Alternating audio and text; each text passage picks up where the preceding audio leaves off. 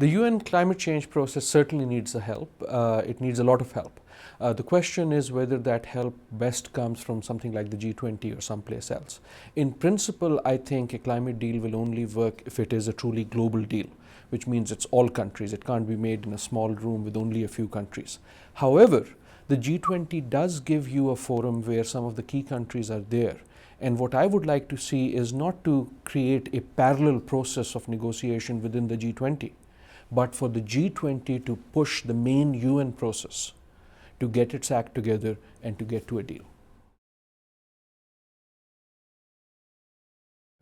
I think the body where the climate deal should come from, or the climate negotiation should happen, is the UNFCCC process, the main UN process, because it does need every country there. But you need every other body that you can to push it, to cajole it, to give it incentives, to give it momentum. And that's where the G20 can assert a certain leadership, not by taking the process away from the UN, but by strengthening the main UN process. I think there's a great opportunity for the G20 to catalyze the larger environmental institutional frameworks within the UN.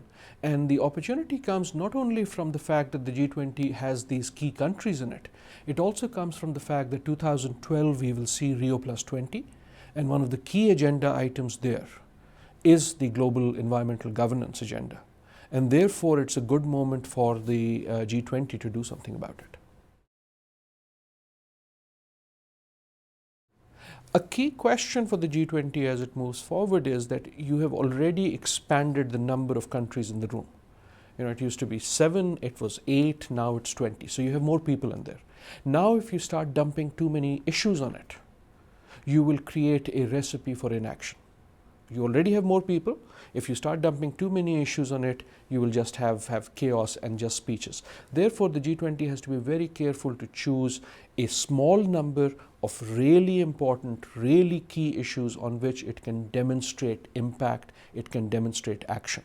Therefore, there's certainly a danger of dumping too many issues on the G20. I think development has to be a key issue within the G20. And there are a couple of reasons for that. If you compare the G20 to the G8, what has changed? One of the big things that's changed is you have a number of countries that either were until recently or still are developing countries. Therefore, you can have the type of meaningful discussion on development within the G20 that you simply could not within the G8, because that was essentially a club of 8 givers. And therefore, you didn't have the other actors. Given that there are a key set of issues where the G20 can make a difference. First amongst them is trade. And trade is important not only because it is so central to all economies, developing and developed, but also because the global trade talks are stalled. Someone needs to push it out of the rut, push it out into action, and G20 can do that. The second reason is, if you look at the world of development, the development actors are changing. Who is making the big investments in Africa today? Who is making the big investments in Latin America today? It's not just the old established industrialized countries, it's India, it's China.